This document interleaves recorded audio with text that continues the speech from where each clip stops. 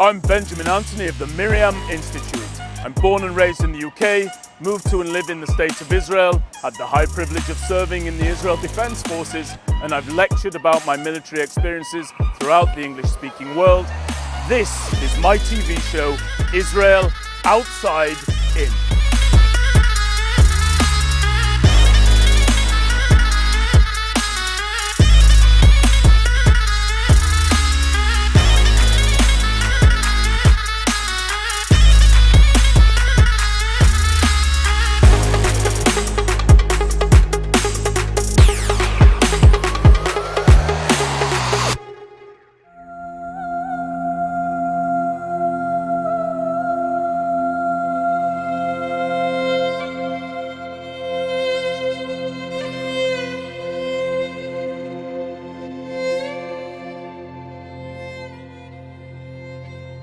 Hi everyone, I'm here in the town of Horfesh. It's in northern Israel and it's home to the Druze community, a central pillar of Israeli society. You know, the Druze community been pursued for millennia.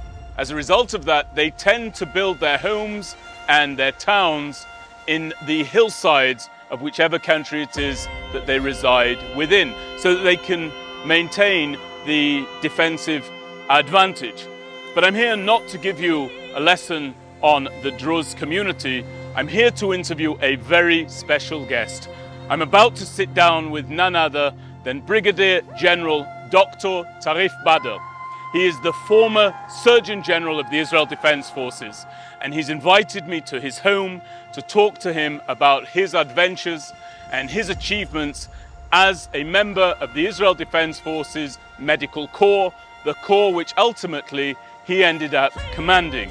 I'm going to ask him about what it means to him to be part of the Druze community and to be such a central figure within Israeli society. I'm going to ask him about his experience in the military. I'll talk to him about his role as Deputy Head of Mission when Israel launched its aid campaign to the people of Haiti following the disastrous earthquake there in 2010. And I'll also talk to him about his leadership role in the events which followed the disastrous earthquake in Nepal in 2015. Turning closer to home, I'll be posing Dr. Bader questions about his decision to establish a field hospital very close indeed to Israel's border with Syria, technically an enemy state of the State of Israel, that was established with the specific goal of treating wounded Syrian civilians who were fleeing the horrors of the ongoing Syrian civil war.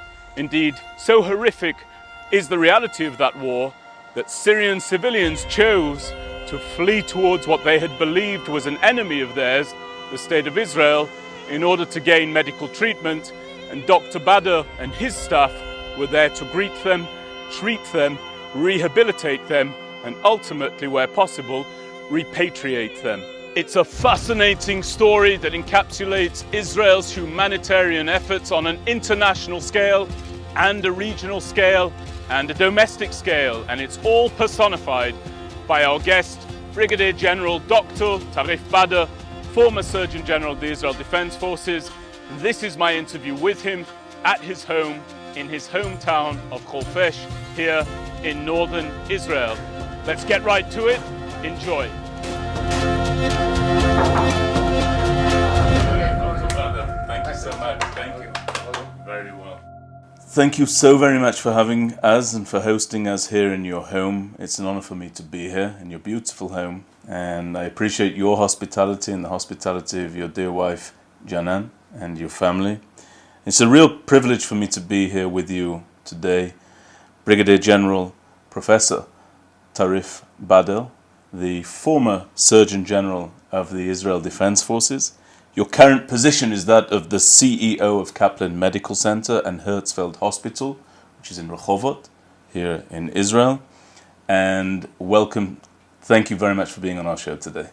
Welcome, Benjamin. It's my honor always to talk to you and of course hosting you in my house. Thank you. And we're going to have a great conversation. and I'm really looking forward to learning from you. You have many, many titles. May I call you Tarif? Yeah, of course. Okay, thank you very much. I already called you Benjamin. It's okay. Thank you. Thank you very much. So I drove up here to Horfesh from where I'm based, close to Jerusalem. When I arrived here, the first thing that you did when you welcomed me into your home, was you said, I have to go and knock on the door of my parents next door. Yaba! Salamat! Salamat! هلا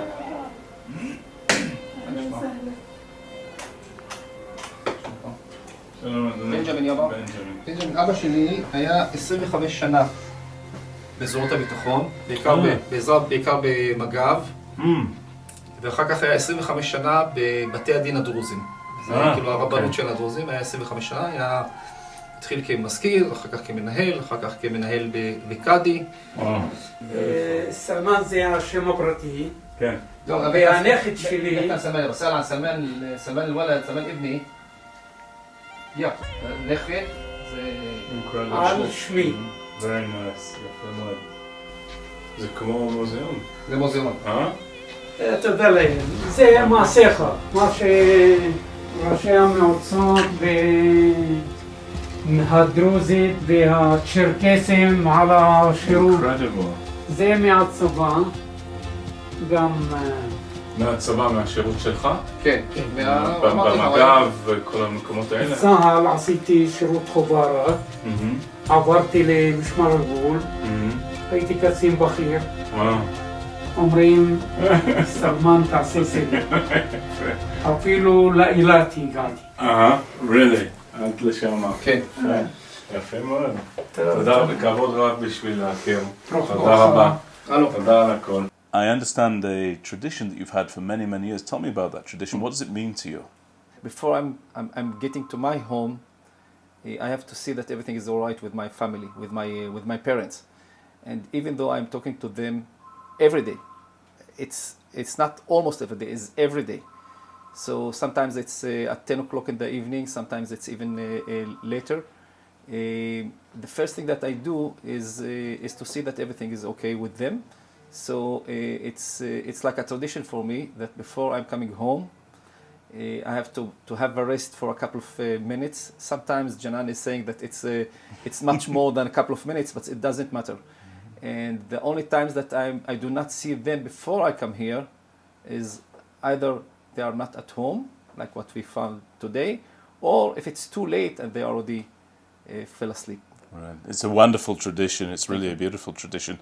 You grew up here in this town. Tell me about your childhood. What was that like? We are in Horfesh, which is a Druze village in the northern part of Israel. I was born here with my family. Janan also was born here in the same village.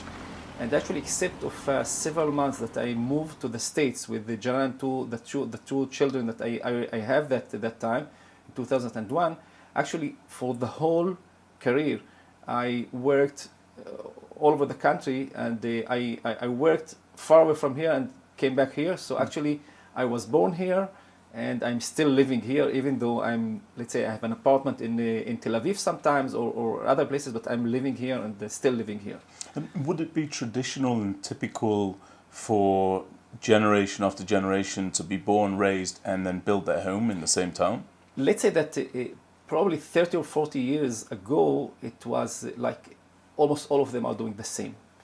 And you could move from one place to the other during, for example, during the university or during sometimes, but even if you are moving, for example, to Tel Aviv, because you are working in Tel Aviv, most of them have another house. So actually they are living in Horfesh, for example, and living temporarily in other places. And even if you are moving to Tel Aviv for 2 or 3 years, you still have your own home here, and actually during the weekends you are coming back. Recently, we can find more and more young couples that actually, instead of building their own home at the village, so probably they are postponing the building of their home at the village for a couple of years, because they are studying in the town or they are working in the town. But most of them, at one point of time, they will come back to the village. And how was it growing up here? What was that like? I heard a wonderful sentence a couple of weeks ago that if you drive from here to Tel Aviv, which could take 2 or 3 hours, and it's only 120 kilometers and 170 kilometers from here, sometimes you are moving hundreds of years, not hundreds, tens of years from what you find here to what we have in Tel Aviv or other places. So actually, it's not an easy mission to be grown in such a place, because actually, I remember myself, for example, the high school, we didn't have high school here. So actually I have to move to Tarshiha, which is a nearest village here, which we have a regional high school. We learned there from 12 villages around the area here. Let's say that in the last 25 years we already have a high school here, so it's much easier these days. But when I'm talking about the 80s, when I was in the high school, it wasn't so easy. Neither the public transportation nor the facilities that we have here. Even if you are talking about, for example, going to the cinema or going to a restaurant or whatever, it wasn't part of the daily things that I have that can I do here in the village. Let's say it's of course it's growing. Let's say that nowadays we have almost 6,500 citizens here, and I remember that there was 3,500-4,000 citizens. So it's growing. Let's say that probably my father, or when I was a child, I knew almost all the people in the country, in the village. If you ask my son now, and not only because he is living in Jerusalem in the meantime, actually he probably doesn't know all the people here. So actually it's probably part of the differences that we are facing. So it's growing. Absolutely.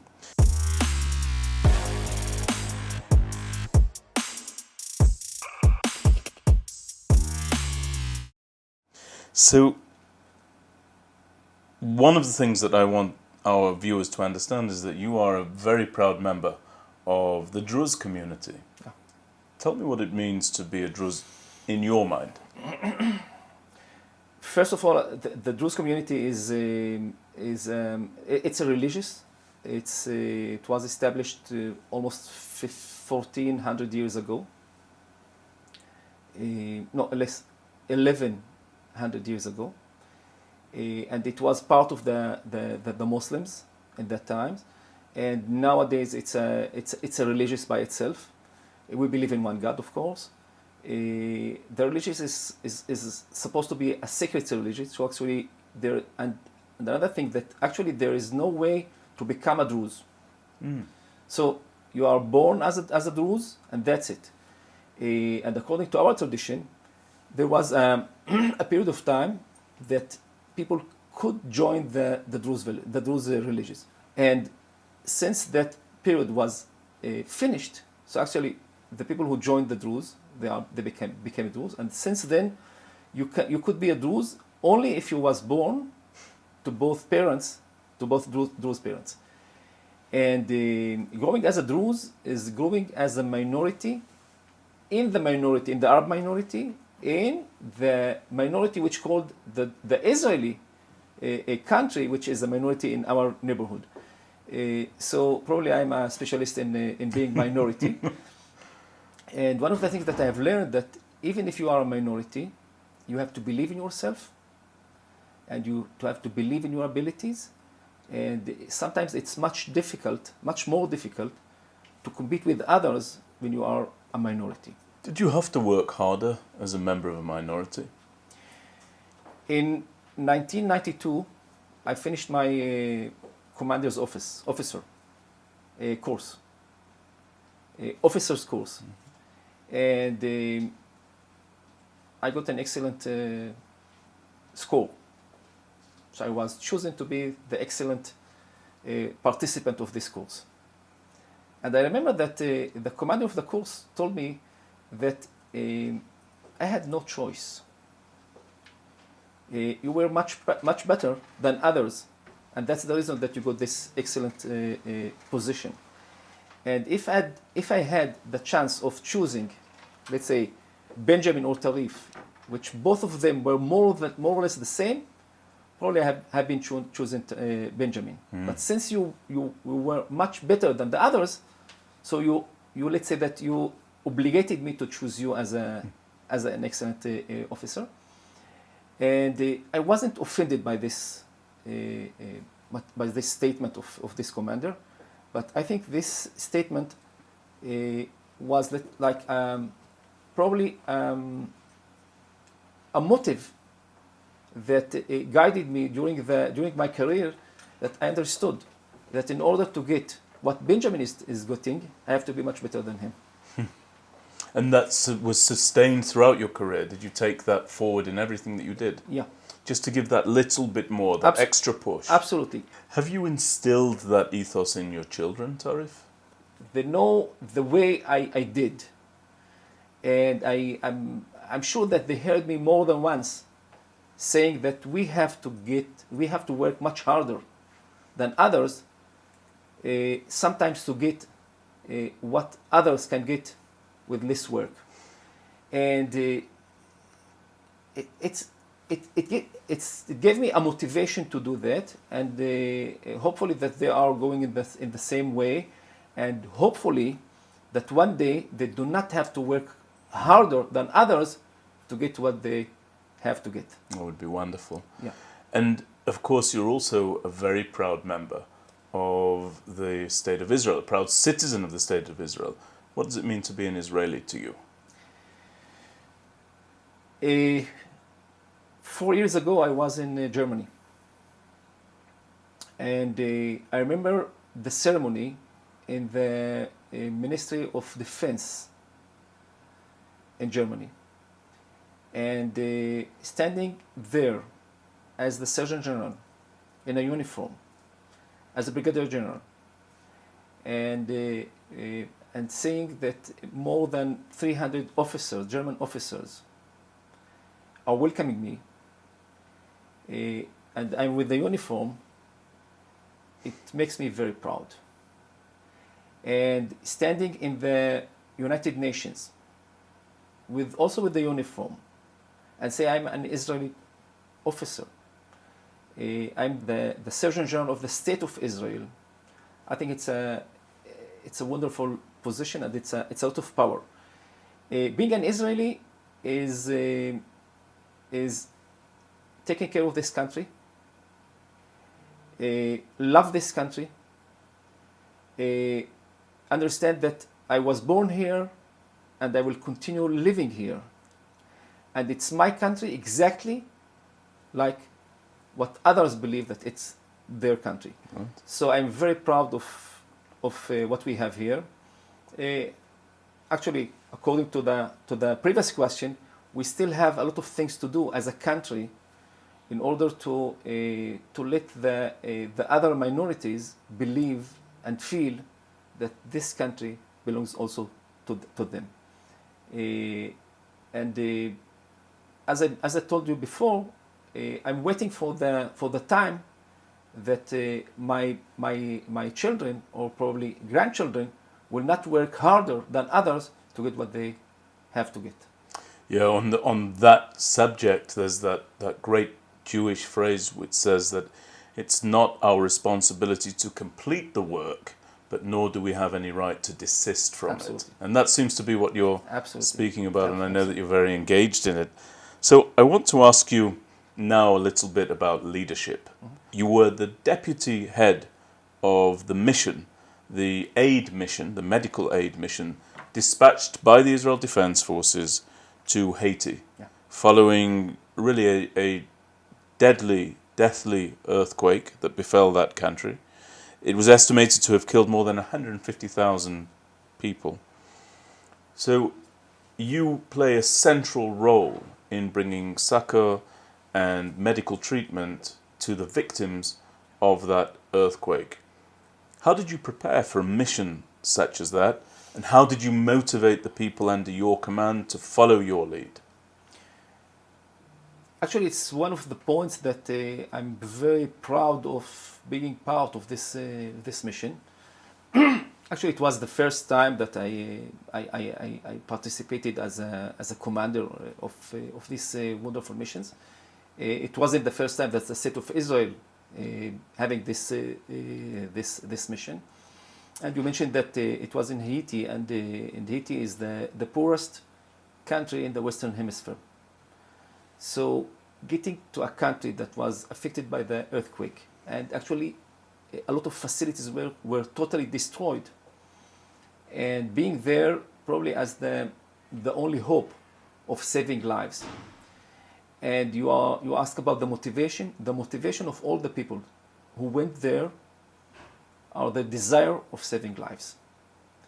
And when you believe that your mission right now is to save lives, and it doesn't matter whether it's to your neighbor, or in other country, in other village here or town in Israel, or 13 hours of flight from Israel to Port-au-Prince, to Haiti, when you believe in saving lives, when you believe that this is the highest mission that you have to do, so actually you do not need anything else to motivate people to go. I can tell you more than that. In this kind of missions, sometimes it's even, we have to decide not to convince people to go, but we have to decide that, okay, we are already overbooked, you cannot go. Mm-hmm. So I can tell you that every Israeli can be proud of the fact that the Israeli people in general, and especially the medical teams, are very motivated of being part of these humanitarian missions. And sometimes it's one in the life. For me, it was 3 times in the life. Right. And getting the privilege of saving lives, it's amazing. And in April 2015, you were head of the mission to Nepal, following an earthquake that was estimated to have killed at least 10,000 people. Tell me about that. That must have been an elevation of leadership requirements on your part, right? I remember that I called the Surgeon-General, and I said that I'm the Deputy Surgeon-General, and I'm going to be I would like to be the commander of this mission. He gave me his good luck. And actually, since that point, I started to realize that it's a huge responsibility. And actually, I have to take care of all the small parts of the big mission, from the manpower, from the instrument that I have to take care of, from what kind of, how many physicians, how many nurses, how many paramedics. So I started to think about the huge responsibility that I have. And as you know, I have almost 3 hours or 2.5 hours getting to the headquarters, to Tel HaShomer at that time. So I had a lot of time to think about that, to have a lot of phone calls. And actually, because we have a previous experience of leading of doing these delegations, so actually I've learned a lot about the previous delegations. And actually I tried to improve small things that we have in previous delegations. For example, the number of nurses that we have to take, to try to shorten the time of preparing the things. Of course, you have to take care of everything, from the immunization of the team, from the looking for the people from other places. It's not a unit that you are commanding, and then okay, so you said okay, we are going to this mission, and all the unit are going with you. It's since it's a reserve team, so you have to gather people from all the hospitals, from all the clinics from the country. And I remember myself calling some of the head of the hospitals even after midnight. Mm-hmm. And since all the country knew that the state of Israel is preparing for this delegation, so all of them were in an alert situation. I remember, for example, I just called one of the CEOs of the hospitals and asked him for a pediatrician from the neonatal intensive care unit. And they said, absolutely, take him. And I knew for sure that they are in a shortage of manpower at that hospital. But it was like a national mission that all of them wanted to be part of that. I can tell you more than that, that sometimes that if you are not part of this mission as a hospital, so you feel that you missed something. And of course, as a commander, you have to know what is the mission. So I remember, for example, in Nepal, we talked about the babies who were born to the Israeli people in Nepal. And actually, one of the missions was to take care of these babies born in Nepal for Israeli couples. And actually, it's not only to take care of the wounded from the earthquake, but also to take care of that. So, and then you have to adapt the team according to this new mission. So you ask what is asked from a commander to know what is the mission, and to adjust the team and the instrument that you have according to the mission that you have to do.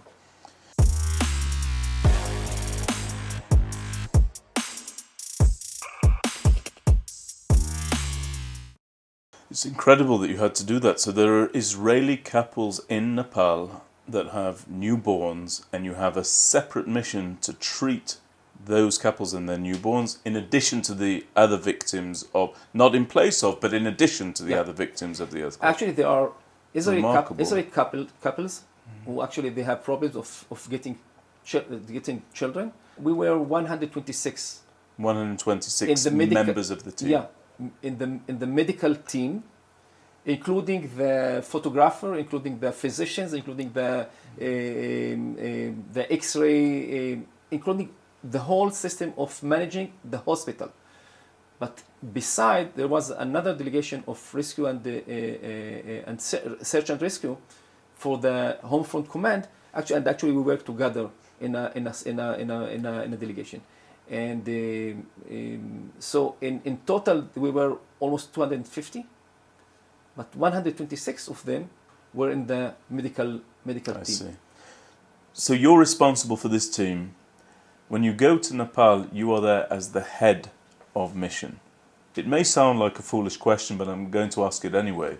They told me once that there are no foolish questions, there are foolish answers. Okay, well, I'm sure I won't get one of those from you, Tarif, but how did you know that you were up to the task of heading that mission? Let's say that it's commanding. And you have to remember that at that time I was the Deputy Surgeon General. That means, as the Deputy Surgeon General, I'm commander. Mm-hmm. As the head of the Northern Medical Command, I'm a commander. As the so it's not taking a young physician or a young officer and telling him, okay, good luck, you are the commander of this mission. And as Deputy Surgeon General, I felt, and I'm happy that also my commanders understood that I have the ability of commanding this very important mission. And of course, as I told you, I learned about previous missions. I was participating in previous missions, and commanding is commanding.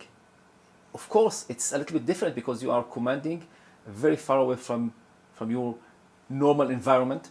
You're commanding a mission, a new mission that it's totally different from other missions. You have to build your own hospital. It's not building. It's you have to put the tents, and you have to understand. So you are much more than commander. You are a commander. You are engineering. You are doing. It's like you have to decide where to put this hospital. So you have to understand the environment. So there are a lot of things that you have to deal with when you are preparing for this mission. And again, we have almost 13 hours flight. So I remember myself in the plane calling my deputy and a couple of senior commanders from the hospitals and discussing about the mission, about what we have to do. We had an assessment team which was which went to Nepal earlier than us, and it was very important for us to call them and to see what are the inputs that they have from what they found there. We of course called the military attaché at that time to understand also from him. So actually, what you have to do as a commander is gathering the information, understanding the mission, and making a plan. And this is what I did during the flight, while the others have to get a rest a little bit before they start this mission. Can you be an effective commander and an effective leader without being flexible? Flexibility is a wonderful thing that gives more power to the commander. I can tell you an example. We were prepared to take care of these babies in Nepal. And actually, when we arrived there, we found that there is no need for us, because actually they were treated very well in the local hospitals. So instead of having these 2 extra physicians sitting aside and doing nothing, and these incubators doing nothing, so actually you can in a minute enlarge your pediatric team and pediatric intensive care unit and say, okay, I have a mission. It was not relevant anymore. So you have to be very flexible to know what to do with others. You cannot leave 2 or 3 physicians or nurses doing nothing during 2 weeks when they are very far away from their homes. So one of the things that need from the commanders is to take care of his team. And if you understand that probably part of them are working hard or part of them are doing nothing, you have to adjust the things during the situation. Don't miss the next episode of Israel Outside In, where I'll interview Brigadier-General Professor Tarif Bader. A proud member of the Druze community in Israel, Professor Bader will bring us into his home in the Druze village of Horfesh to discuss the leading role he took in humanitarian missions of the Israel Defense Forces to rescue and to treat the victims of the Haitian and Nepalese earthquakes in 2010 and 2015 respectively, and in the treatment, rehabilitation, rescue and repatriation of Syrian refugees who fled into Israel during the Syrian civil war. All of that, as well as General Bader's lessons of leadership, are coming up in the next episode of Israel Outside In.